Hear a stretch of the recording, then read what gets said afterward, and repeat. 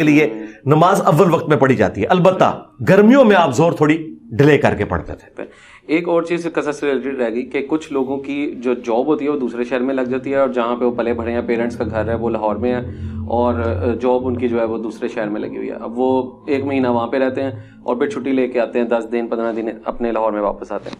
اب یہ ادھر بھی 1 مہینہ تو ظاہر ہے، جی میں بتاتا ہوں، 1 مہینہ تو 19 دن سے زیادہ ہے تو وہ پوری نماز پڑھیں گے.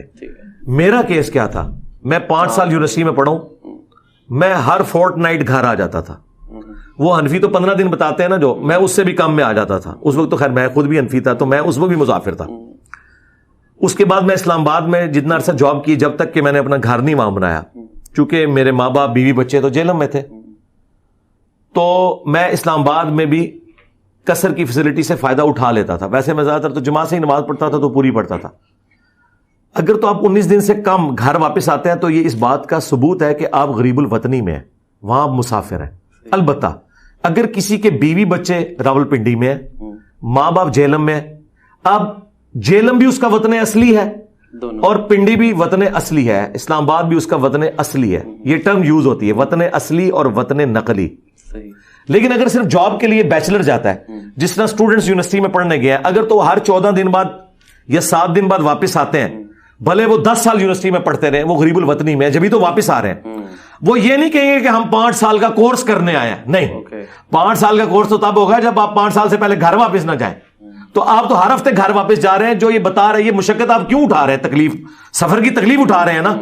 میں اگر یونیورسٹی میں 5 سال پڑھا ہوں تو میں 5-6 گھنٹے کی ٹریولنگ کرتا تھا ہر ویکینڈ میں، نہیں تو 2 ویکینڈ کے بعد واپس آتا تھا. تو میں ایک تکلیف اٹھا رہا ہوں نا، تو میں مسافر ہوں، تو میں مسافر والی نماز پڑھوں گا ادھر بھی راستے میں بھی. البتہ اگر آپ 19 دن سے زیادہ کے لیے جاتے ہیں اسی جگہ پہ. اچھا، ایک اور پبلک میں بڑی چیز مشہور کی ہوئی ہے حنفیوں نے، وہ کہتے ہیں اگر آپ کسی جگہ پہ ایک دفعہ زیادہ دن کے لیے رک گئے نا، اب بعد میں بھلے آپ تھوڑے دن کے لیے بھی جائیں نا، آپ وہاں مسافر شمار نہیں ہوں گے. بالکل جعلی بات ہے جی، ردی کی ٹوکری میں پھینکیں. مطلب آپ اس تھیم کو فالو کریں کہ آپ کو قصر کی فیسلٹی کیوں دی گئی ہے. اس لیے کہ آپ غریب الوطنی میں ہیں، آپ کے پاس ریسورسز نہیں ہیں، باقی سارے مسئلے ہیں.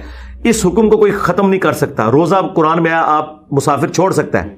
اب آپ یہ کہیں گے کہ میرا روزہ جو ہے وہ سفر بڑا آسان ہے تو مجھے چھوڑنے کی اجازت نہیں. اجازت ہے، لیکن مسلم شریف میں حدیث ہے کہ نبی علیہ السلام سے ایک صحابی نے پوچھا کہ اگر میں رکھنا چاہوں آپ فرمایا رکھ سکتے ہو، فیسلٹی ہے، فائدہ اٹھانا چاہو تو ٹھیک، نہ اٹھاؤ تمہاری مرضی. صحیح.